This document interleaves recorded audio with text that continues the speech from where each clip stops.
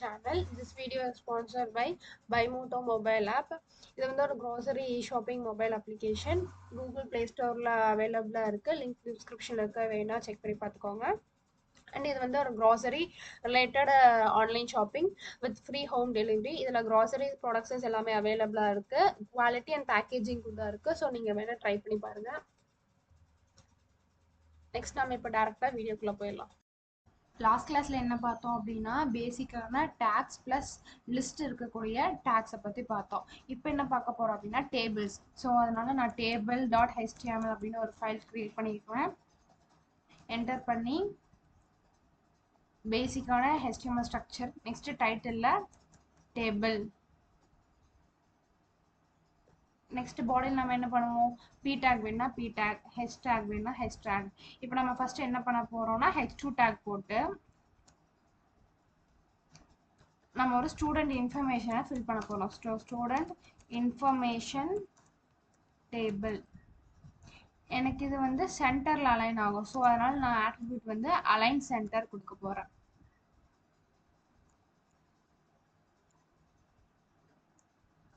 Align center. இது வந்து சென்டர்ல நம்ம என்ன பண்ணுவோம், கிளிக் பண்ணி காப்பி பாத் கொடுத்து பேஸ்ட் பண்ணா சென்டர்ல வந்துருச்சு பாத்தீங்களா, ஸ்டூடெண்ட் இன்ஃபர்மேஷன் டேபிள். நெக்ஸ்ட் என்ன பண்ண போறோம்னா டேபிளுக்கு டேபிள் ஆட்ரிபியூட் யூஸ் பண்ண போறோம். அந்த டேபிள் ஆட்ரிபியூட்ல நாம ஒரு ஹெட்டிங் கொடுத்துக்க போறோம். அதனால டி ஹெட்னு கொடுத்துருக்கோம். டி ஹெட் இது வந்து ஹெட்டிங்க்கு கொடுக்கக்கூடிய ஆட்ரிபியூட். அதுல நான் டிஹெச் கொடுத்தா போல்டா இருக்கும். ரோல் நம்பர், நெக்ஸ்ட்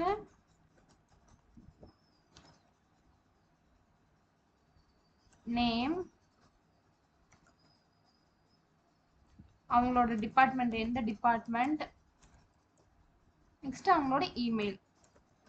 இந்த 4 தான் நான் வாங்க போனேன். ஸோ அதனால நான் ஹெட்டிங்ல வந்து வச்சுக்கிறேன். ரெஃப்ரெஷ் பண்ணிட்டா roll number, name, department, email இருக்கா. இதே மாதிரி இது எல்லாம் ஹெட்டிங். ஸோ டி ஹெட்குள்ள முடிஞ்சிடும். நெக்ஸ்ட் இருக்கிறது நார்மல்னால அது டி பாடி அப்படிங்கிற டேக்குள்ள போட்டுக்கலாம்.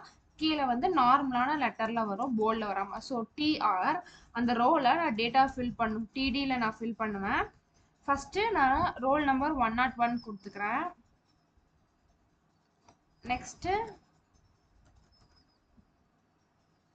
அவங்களோட நேம், டிபார்ட்மெண்ட்டா நேம் ஆலிஸ் அப்படின்னு கொடுத்துக்கிறேன் எக்ஸாம்பிளுக்கு. அவங்களோட வந்து சிஎஸ்சி டிபார்ட்மெண்ட், இமெயில் alice@123.com. இது வந்து ஃபர்ஸ்ட் டீட்டெயில். நெக்ஸ்ட் செகண்ட் என்ன பண்ணணும்னா அதே மாதிரி டிஆர் அப்படிங்கிற டேக்குள்ள டிடி வந்து வச்சுக்கணும். 102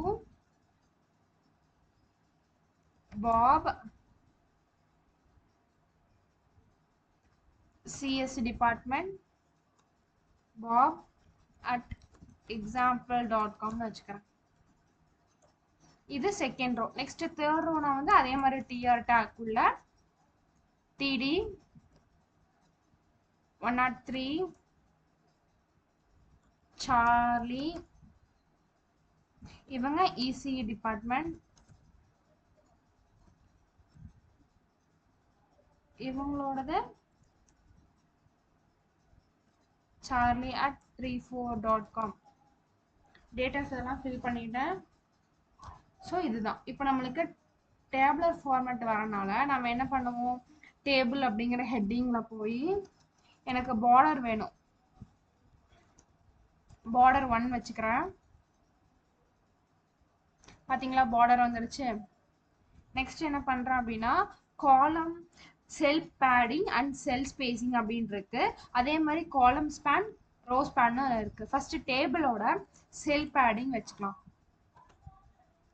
செல் பேடிங் வந்து நான் ஒரு 10 வச்சுக்கிறேன். அதே மாதிரி செல் ஸ்பேசிங்,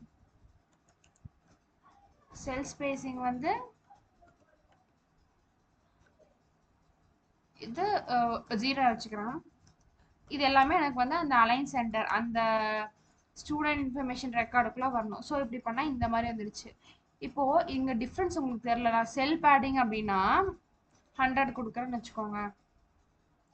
இந்த ஒரு செல்லுக்கு இருக்கக்கூடிய ஸ்பேஸ் தான் செல்ஸ் பேடிங். இந்த ரோக்கு சுத்தி இருக்கக்கூடிய அதோட ஸ்பேஸை டினோட் பண்றதா செல் பேடிங். இப்ப செல் ஸ்பேசிங் கொடுக்குறேன். செல் ஸ்பேசிங்னா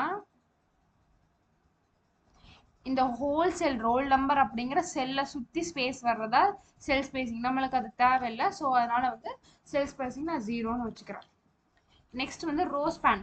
ரோ ஸ்பேன்னா இப்போ டிபார்ட்மெண்ட் அப்படிங்கிறதுல ஆல்டஸோடது சிஎஸ்சி டிபார்ட்மெண்ட் தான், பாபோடது சிஎஸ்சி டிபார்ட்மெண்ட் தான். அதுக்கு நான் என்ன பண்றேன் அப்படின்னா, நான் பாபுக்கு சிஎஸ்சி டிபார்ட்மெண்ட் எழுதல.